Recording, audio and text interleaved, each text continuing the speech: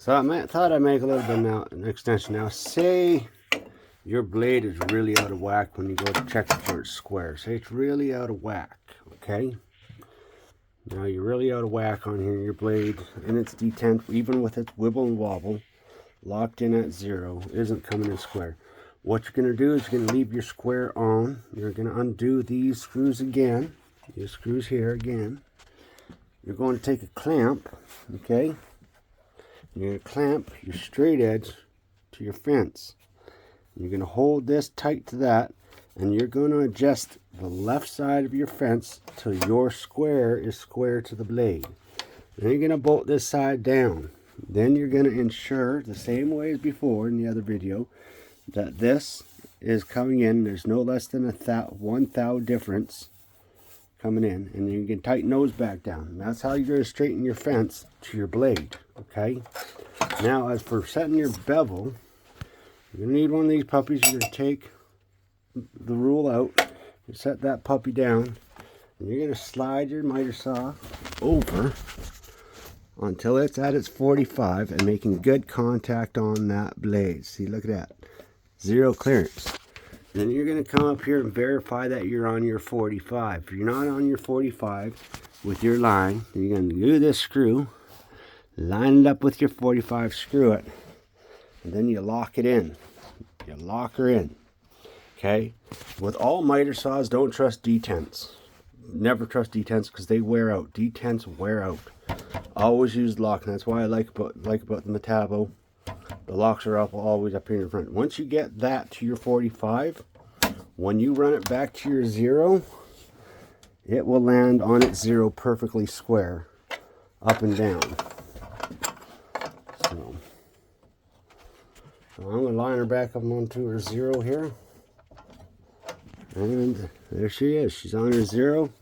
She's perfectly square. Now, there are some adjustments that you can make in the back for the detents and that, but I wouldn't even bother messing with that. Just use your locks like you're supposed to, and make sure, and you can tension your locks up on the bottom. There's some tensioning screws down here that you can adjust the tension so that way it locks properly. But yeah, getting these miter saws dialed in nice and sweet is not that hard.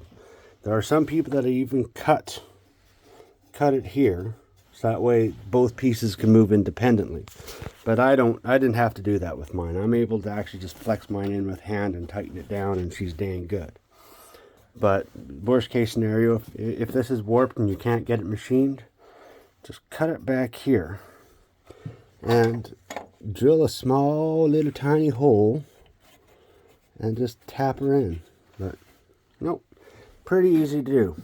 But you're going to need yourself a good little square rule and a good straight edge, and maybe possibly clamp if it's really out of whack. But that's how you dial them in real nice and sweet. And make sure you got good squares that are true and square. So, like I said, I'm going to make sure that I am dialed in there nice and sweet and flush. My 45 is on its 45, and I know when I go back to 0, I'm going to be at 0. But never trust detents because they wear out on every single miter saw. They all wear out. Once you get to your 0, you can lock it in. And even if you want, you can always get a little tiny mini square, butt it in, just make sure you're at your 45.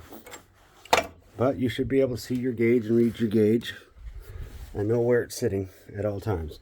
That's the only thing I don't really like about this, about the Metabo, is your sight for your gauge is a little bit off. You got to get down there and look at it sometimes. But that's why I usually keep a little square on hand so I can just butt it up and make sure I'm at my 0. But most of the time you can read all the other degrees with no problem. But yeah, so I hope that helps you guys out. But really easy to adjust these things and dial them in so that way they cut good and true. And if after all that she's still not cutting straight, then you must have dropped the dang thing or bumped it or banged it, because something in the motor and the bearings is not straight, or you bent something. Because that actually takes a lot to make these things go out of whack. And you got to hit them pretty hard and drop them pretty good. Because this puppy's fallen a couple times and she still cuts good and straight. So, but anyways, I hope this helps you guys out a little bit. Really easy to dial them in.